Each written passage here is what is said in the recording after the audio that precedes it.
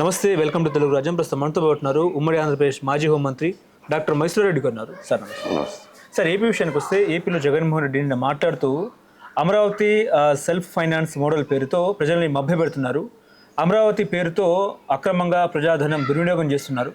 అంటే గతంలో తెలంగాణ హయాంలో గతంలో కేసీఆర్ ఉన్నప్పుడు సెక్రటేరియట్ ముఖ్యంగా 8 లక్షల స్క్వేర్ ఫీట్లతో కేసీఆర్ 616 కోట్లతో అద్భుతమైన సెక్రటేరియట్ నిర్మించారు. ఇప్పుడు చంద్రబాబు ఏమో 53,57,000 స్క్వేర్ ఫీట్లతో ఎందుకు అంత భూమి, ఎందుకు అంత భూమి అవసరమా అన్నట్టు కూడా జగన్ మాట్లాడుతున్నారు. అదేవిధంగా 600 కోట్లతో అసెంబ్లీ, అదేవిధంగా సెక్రటేరియట్ కొత్తగా కడుతున్నారు అంటున్నారు. పాతది ఉంది కదా, పాతది సరిపోదా అన్నట్టు మాట్లాడుతున్నారు. దానికి ఏమంటారు? ఇప్పుడు అమరావతి క్యాపిటల్ అందరూ ఏకీభవించిన రాజధాని కాదు. అది ఆయన చంద్రబాబు నాయుడు గారి స్వర్ణినము. ఓకే. ఎందుకంటే రాయలసీమ ప్రజలకు కూడా అమరావతిలో రాజధాని ఉండేది అంత ఆమోదయోగ్యం కాదు. ఆల్రెడీ మాకు సపరేట్ రాయలసీమ కావాలని కోరికలు అయితే ఉన్నాయి అక్కడ. ఇలా నార్త్ కోస్ట్లో ఆంధ్ర వాళ్ళు కూడా అంత లైక్ చేయటం లేదు. కాబట్టి దాన్ని రోల్ మోడల్ చేయాలా అని అనుకోవడమే ఒక తప్పు. దాంట్లో అంత డబ్బు ఖర్చు పెట్టడం కూడా మంచి సాంప్రదాయమే కాదు. ఓకే. ఎందుకంటే శివరామకృష్ణ కమిటీ రిపోర్ట్ ఇచ్చినప్పుడు కూడా ఈ ప్రాంతము రాజధానికి అంత అనువైంది కాదు. ఎక్కడైతే ప్రభుత్వ స్థలాలు ఉన్నాయో అక్కడ నిర్మాణం చేసుకోండి అని చెప్పి సూచన కూడా చేసినారు. అటువంటిది ఆయన స్వర్ణం తీసుకున్నారు. ఇంత డబ్బు అవసరమా ఇప్పుడు అనేది. ఎందుకు అంటున్నాను అని అంటే, ఫస్ట్ ఆర్థిక పరిస్థితి అంత మెరుగ్గా లేదు ఆంధ్రప్రదేశ్ పరిస్థితి. కారణాలు ఏవైనా కావచ్చు. 11 లక్షల కోట్ల అప్పు ఉంది అంటున్నారు. అప్పు కంతులు వడ్డీలు కట్టడానికే 55,000 కోట్లు ఖర్చు అవుతుంది అని. మరి స్కీములకైతేనేమి ఇవన్నీ పెట్టి ఇది అప్పు తీసుకొచ్చుకోవాలా. అది వరల్డ్ బ్యాంక్ ఏదో అప్రోచ్ అయినారో,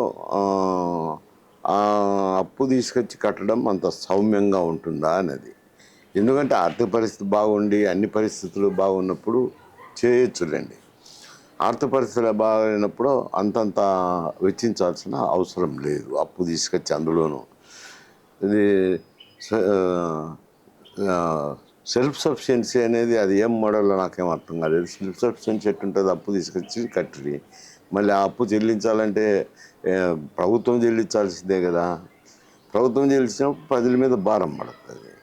సెల్ఫ్ ఫైనాన్స్ ఎట్టయితుంది? కాదు కదా అనేది అతను వాదించే దాంట్లో అర్థం ఉంది కదండి. అంతంత క్యాపిటల్ అవసరమా అని. ఇక్కడ మరి టీఆర్ఎస్ను కంపేర్ చేయాల్సిన అవసరం లేదు. రేటుకైతే కంపేర్ చేశారు కానీ ఆల్రెడీ ఒక సెక్రటరేట్ ఉన్నది, ఉమ్మడి రాజధానికే ఉన్నది. ఉమ్మడి రాజధాని కోసం నిర్మాణం కూడా చేసినారు. కొన్ని బ్లాకులు అయితే కొత్తగా నిర్మాణం చేసినట్టు, 1-2 బ్లాకులు పాతవి ఉన్నాయి. మరి కట్టిన తర్వాత మళ్ళీ కొత్తది కట్టాల్సిన అవసరం లేదు. సరే, ఆయన కట్టుకున్నారో అది తెలంగాణ ప్రభుత్వానికి సంబంధించింది, తెలంగాణ ప్రజలకు సంబంధించింది. ఇక్కడైతే కొత్త క్యాపిటల్ కాబట్టి నిర్మాణం అయితే చెయ్యాలా. ఉన్నటి తాత్కాలిక భవనాలు కదా అని వాళ్ళు అంటారు. తెలుగుదేశము ఉన్న భవనాల్లోనే పెట్టుకోవచ్చు కదా అని ఈయన అంటాడు. అది ఆయన కూడా 3 రాజధానులు అన్నారు. 3 రాజధానులు అన్నప్పుడు అక్కడ అడ్మినిస్ట్రేటివ్ క్యాపిటల్ వైజాగ్, ఇక్కడ లెజిస్లేటివ్ క్యాపిటల్ ఏదైనా తుక్కు న్యాయ రాజధాని అని ఒకటి మాకు కర్నూలుకి ఇచ్చినారు. ఏమి లేనిది ఇచ్చినారు. ఆయన మా ప్రాంతానికైతే న్యాయం అతను చేయలేదు, ఇతను చేయటం లేదు. ఇద్దరు రాయలసీమ వాళ్ళే. కానీ ఏమాత్రం కూడా ఎక్కడ కూడా వీసమంత ఎత్తు కూడా న్యాయం చేయటం లేదు రాయలసీమకు. నిజంగా ఇప్పుడు రాజధానికి ఎక్కడ అనువైన ప్రాంతం ఎక్కడ అంటే ఏం చెప్తారు? ఆయన అప్పుడంటే ఆయన విచారించి ఎక్కడైతే ఖాళీ స్థలాలు ఉన్నాయో అని అన్నారు. అంటే ప్రభుత్వ భూములు ఉన్నాయో. ప్రభుత్వ భూములు ఉండేది దొనకొండలో ఒకటి ఉన్నది. కాళహస్తి తిరుపతి మధ్యలో దాదాపు 30,000 ఎకరాలు ఉంది. ఒకవేళ అది రేణిగుంట విమానాశ్రయం ఉండాలి, తిరుపతి పట్టణం ఉంది. కాబట్టి చాలామంది ఇష్టపడేవారు. ఎందుకంటే వెంకటేశ్వర స్వామి భక్తులు కాబట్టి చాలామంది తిరుపతి క్యాపిటల్ అయితే బాగుండేది అనేది ఒక ఇది ఉంది. రాయలసీమ వాళ్ళని కూడా సంతృప్తిపరిచిన వాళ్ళు అయ్యింది. అటువంటిది జరగలేదు. ఇప్పుడు జగన్ మాటలో అర్థం ఉందంటారా? జగన్ చెప్తున్న దాంట్లో ఆయన చెప్పే దాంట్లో అర్థం లేదు, ఈయన చేసే పనుల్లో అర్థం లేదు, రెండుల్లో అర్థం లేదు. ఆయన అయితే ఏం చేసినాడు? మూడు రాజధానులనే అడ్మినిస్ట్రేటివ్ క్యాపిటల్ ఒక చోట, లెజిస్లేటివ్ క్యాపిటల్ ఒక చోట.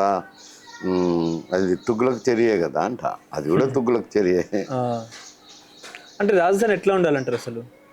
అంటే వీళ్ళ నిర్ణయాలకు కాకుండా పొలిటికల్ అంటే రాజ్యాంగ పరంగా మాట్లాడుకుంటే అసలు రాజధాని ఎట్లా ఉండాలంటారు? అంటే ఇప్పుడు అది 3 ప్రాంతాలు అయింది. ఆంధ్రప్రదేశ్ అనేది ఒక ప్రాంతంగా లేదు.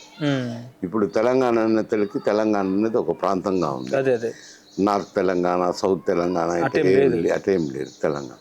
అక్కడికి వచ్చేసరికి రాయలసీమ ఎప్పుడు కూడా ప్రత్యేక ప్రతిపత్తి కావాలనేది, ప్రత్యేక ప్రాంతంగా ఉండాలనేది కోరిక ఇప్పటి నుంచే ఉంది. ఏది ఉమ్మడి మద్రాసు రాష్ట్రం ఉన్నప్పుడు కూడా, విడిపోయేటప్పుడు కూడా మా ప్రాంతం మాకు ఇవ్వండి అనే డిమాండ్ ఉంది. ఓకే. మళ్ళీ తర్వాత ఏదో ఉమ్మడి ఆంధ్రప్రదేశ్ వచ్చినాక కొంచెం సర్దుకొని పోయినారు హైదరాబాద్ క్యాపిటల్ అయినప్పుడు.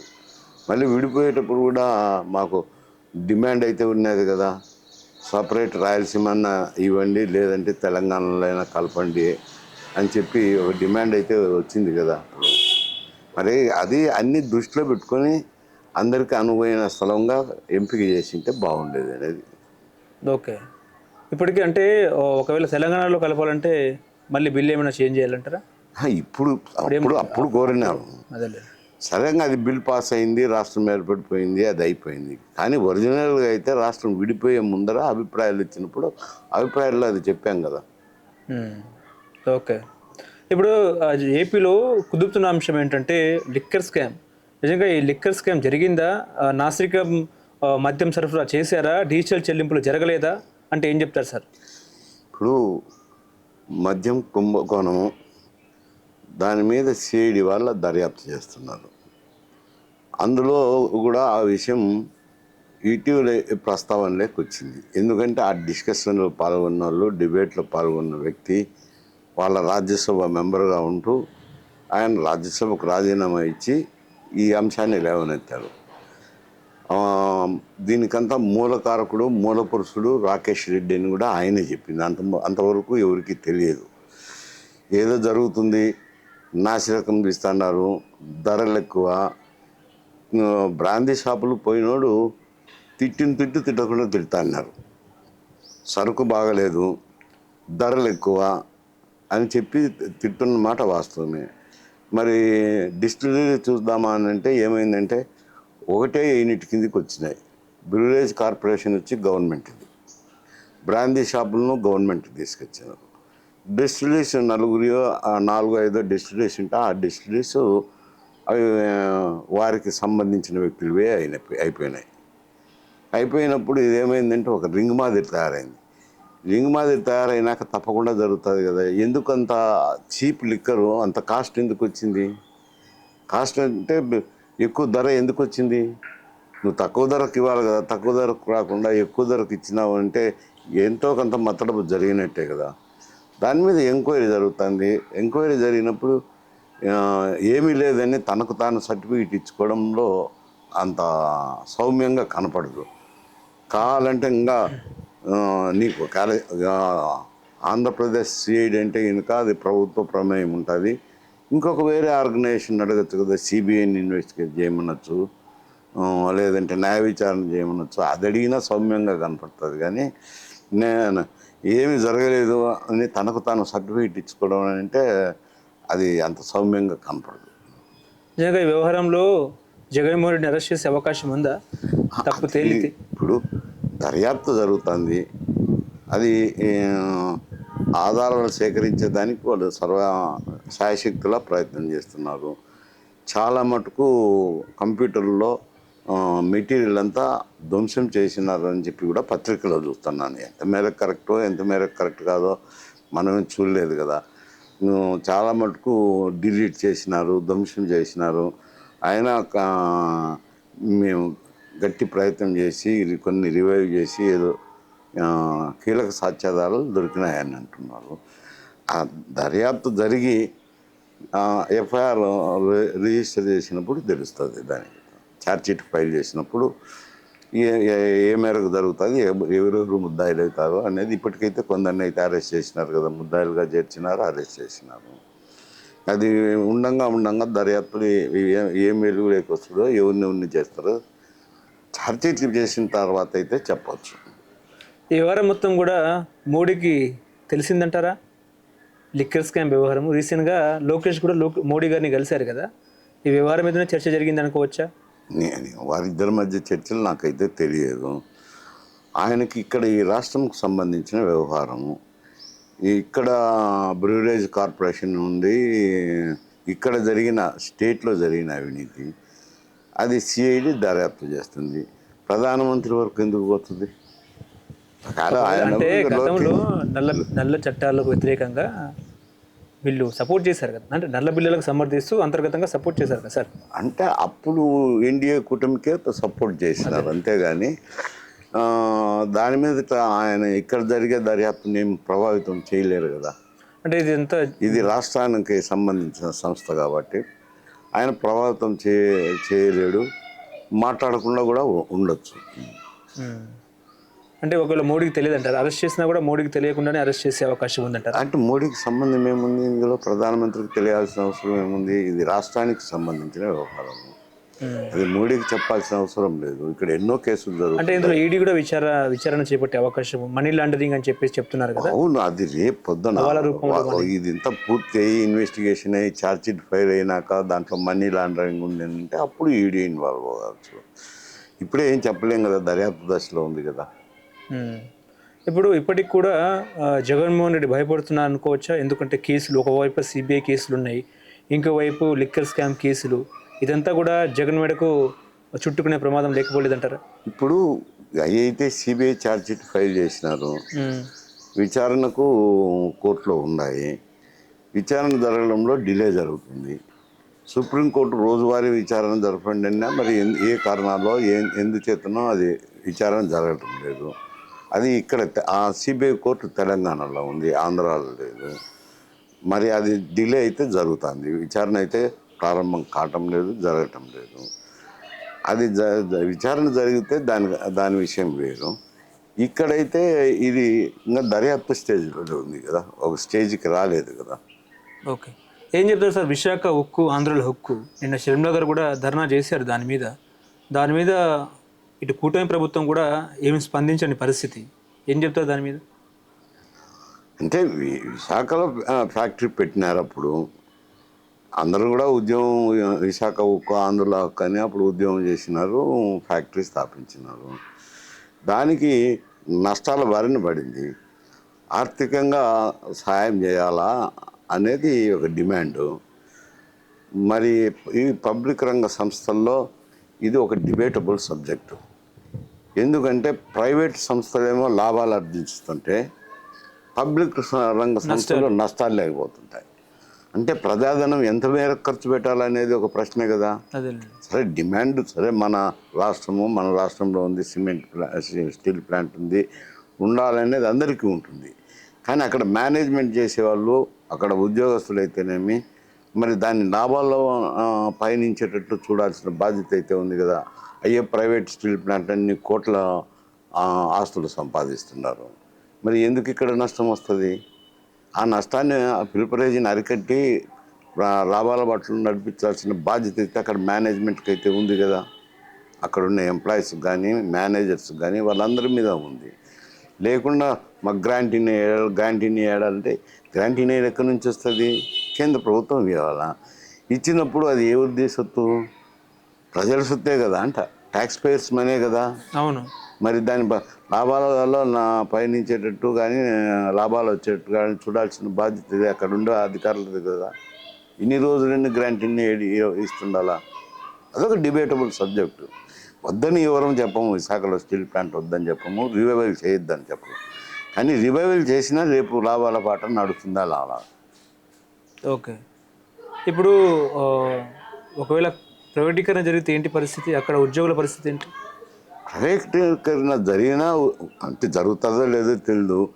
ప్రైవేటీకరణ జరిగినప్పుడే ఉద్యోగులను తీసేయలేరు కదా, ఉంచాల్సిందే వస్తుంది కదా. కాకపోతే పైన టాప్ మేనేజ్మెంట్లు మారుతుంటాయి. ఎందుకంటే మేనేజర్స్ అటువంటి వ్యక్తులు మారుతారు. ఎందుకంటే వాళ్ళ కంపెనీకి సంబంధించిన వాళ్ళు, వాళ్ళకు నమ్మకమైన వ్యక్తులు వస్తారు. కొంచెం ఎఫిషియెంట్గా పనిచేసేదానికి ప్రయత్నం చేస్తారు. ఇది ఎంప్లాయీస్కి సంబంధించి ఏముంటుంది, ప్రైవేట్ తీసుకున్నా అంతే, ప్రభుత్వం అయినా అంతే. ఇప్పుడు మా దగ్గర కూడా ఒకటి సిమెంట్ ప్లాంట్ ఉన్నది, పబ్లిక్ అండర్టేకింగే. అప్పుడు సిమెంట్ కార్పొరేషన్ ఆఫ్ ఇండియా నడిపిస్తున్నది. నడిపించేటప్పుడు సిమెంట్ కార్పొరేషన్ ఇండియా నష్టాల్లోకి వచ్చి ప్రైవేటీకరణ చేసేసినారు. చేసినాక ఐసీఎల్ మేనేజ్మెంట్ తీసుకున్నారు. నడుస్తున్నారు కదా, అదే ఉద్యోగులు ఉన్నారు, అదే కథ ఉంది. కాకపోతే మేనేజర్స్ అంతా మారిపోయినారు. అది ఓకే. ఇప్పుడు టీడీపీ పసుపు పండుగ కడప జగన్మోహన్ రెడ్డి అడ్డాలో మహానాడు ప్రోగ్రాం 3 రోజుల పాటు నిర్వహించే అవకాశం ఉన్న నేపథ్యంలో ఎట్లా ఉంటున్నది ప్రోగ్రాం? సక్సెస్ అయ్యే అవకాశం ఉందంటారా? అది ఏముందిలేండి, ఎందుకంటే తెలుగుదేశం పార్టీ కడప జిల్లాలో కూడా ఉంది. అందులో మన శాసనసభ ఎన్నికల్లో కూడా కడప జిల్లాలో బాగానే సీట్లు వచ్చినాయి కదా. వచ్చినప్పుడు వాళ్ళు సమీకరణ అయితేనేమి మొత్తం మహానాడుకు అయితే అన్ని జిల్లాల నుంచి ప్రాతినిధ్యం వహిస్తారులేండి. అన్ని జిల్లాల నుంచి నాయకులు వస్తారు, అన్ని జిల్లాల నుంచి కార్యకర్తలు వస్తారు. అక్కడ స్థానికంగా కూడా పాల్గొనేదానికి అవకాశం ఉంది. కాబట్టి అది మామూలుగా మహానాడు జయప్రదమయ్యేది ఉంది, పెద్ద సమస్య కాదు. వైనాడు పులివెందులు అనుకోవచ్చు అంటారా? పులివెందులకు ఏం సంబంధం ఉంది? కడప అది. జగనడ్డలో జగనడ్డ అంటే ఆయన ప్రాపర్టీ కడప జిల్లా కాదు కదా. ప్రజలు ఏం తీర్పిచ్చినారు అది చూడండి. ఊరికి అడ్డా అంటే వాళ్ళ తండ్రి గారి సొత్తు కాదు కదా. అది నాకు కోపం వస్తుంది. కడప జిల్లా వాళ్ళ సొత్తే కాదు అంటాను. ఓకే, అదే అందరి సొత్తు. ఓకే, సక్సెస్ అయ్యే అవకాశం ఉందంటారా? అవుతుంది అని చెప్తాను కదా. పెద్ద మహానాడు సక్సెస్ అయ్యేదని పెద్ద సమస్య కాదు. హలో, తెలుగు రాజ్యం ఛానల్ చూస్తున్నారా? సామాజిక రాజకీయ జీవన చిత్రణే తెలుగు రాజ్యం. అతిశయోక్తులు అసత్యాలు ఉండవు. రాజకీయ కోణం కాదు, ప్రజా కోణమే కొలబద్ద. తెలుగు రాజ్యం వీక్షణ మీ ఉత్తమ అభిరుచికి నిదర్శనం.